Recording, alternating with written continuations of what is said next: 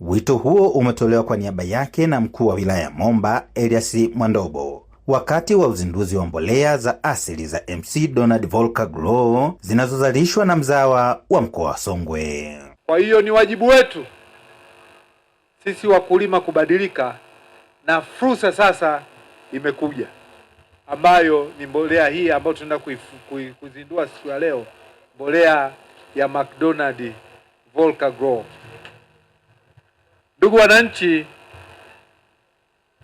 mbolea hii imeshapita hatua mbalimbali za serikali na imepata vibali vinavyohitajika, na sasa iko kwenye hatua za mwisho kabisa, kwenye hatua ya kibali cha usambazaji.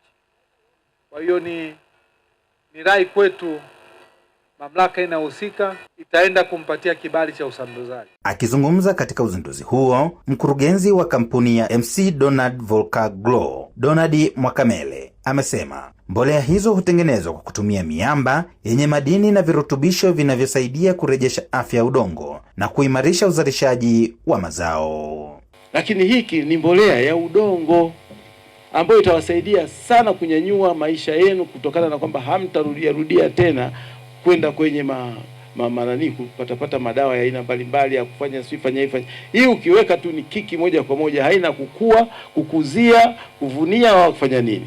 Hii kazi yake ukiweka chini ardhi, sababu ardhi inakwenda madini, unapanda inakwenda yenyewe mpaka juu, unavuna, ushavuna unapanda tena. Ukiwa na maji unaweza ukapanda tena, unapanda tena, kwa sababu sasa madini yapo chini, yale ambayo nyinyi yameunguzwa na zile mbolea zetu zingine za kemikali, zimeunguza yale madini ambayo Mungu alikuwa ameyaweka. Kwa upande wao, wadau wa kilimo hai akiwemo Paul Chilewa kutoka Tanzania Organic Agriculture Movement TOAM wamesema matumizi ya mbolea za asili ni njia muhimu ya kurejesha rutuba ya ardhi na kupunguza athari za matumizi ya kemikali katika kilimo.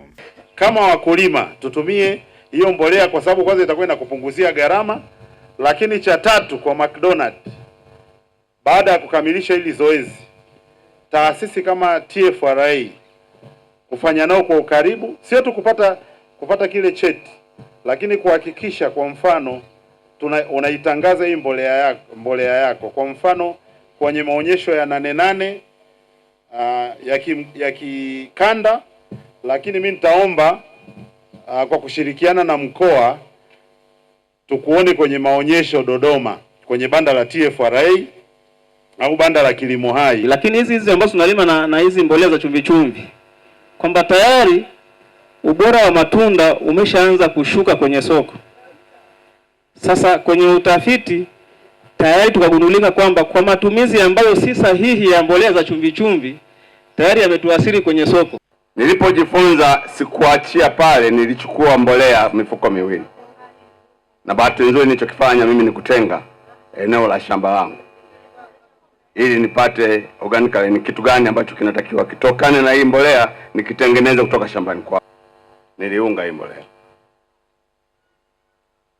nikaunga na migomba vile vile ambayo ni mipya. Matokeo yake ndani ya wiki 2 mbolea za MC Donald Volker Grow zinatajwa kuwa na uwezo mkubwa wa kuendelea kufanya kazi shambani kwa muda mrefu, jambo linalowezesha wakulima wengi kupata mavuno bora huku wakipunguza gharama za uzalishaji.